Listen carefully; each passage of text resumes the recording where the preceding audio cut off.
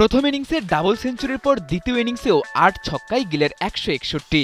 একটা ম্যাচে সব আলো নিজের করে নেয়ার জন্য আর কি বা লাগে? উত্তরটা আরও অনেক কিছুই লাগে যদি মাঠে থাকে বাংলাদেশি আম্পায়ার শরফুদ্দৌল্লা সৈকত। গিলের ৮ সেঞ্চুরি কিংবা ডাবল সেঞ্চুরির ইনিংসকে সৈকত টেক্কা দিয়েছেন নিজের নির্ভুল সিদ্ধান্ত দিয়ে। ভারত ইংল্যান্ড টেস্টে সৈকতের ১০ সিদ্ধান্তকে চ্যালেঞ্জ করা হলেও তিনিই যে সফল হয়েছেন ৮ বার।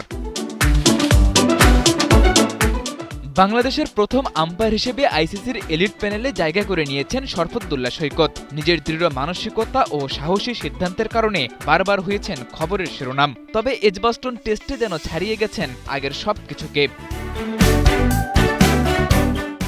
ভারত ইংল্যান্ড টেস্টে খুব স্বাভাবিকভাবে আম্পায়ারদের উপর থাকে বাড়তি প্রেসার। তবে এসব যেন কোনোভাবেই ছুঁতে পারে না বাংলাদেশি আম্পায়ার শরফুদ্দৌল্লা সৈকতকে। পুরো টেস্টে সৈকতের দেয়া সিদ্ধান্ত ১০ বার হয়েছে চ্যালেঞ্জড, তবে সৈকতকে বিট করা গেছে মাত্র ২ বার।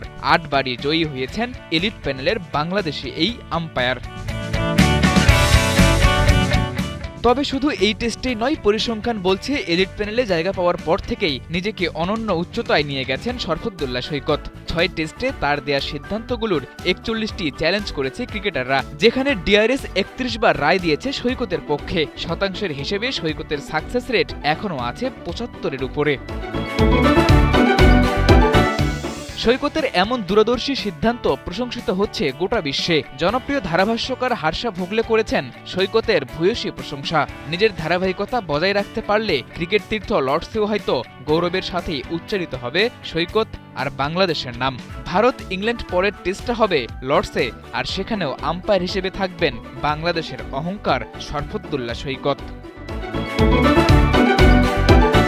সাদাতুর রাফি, ৭১।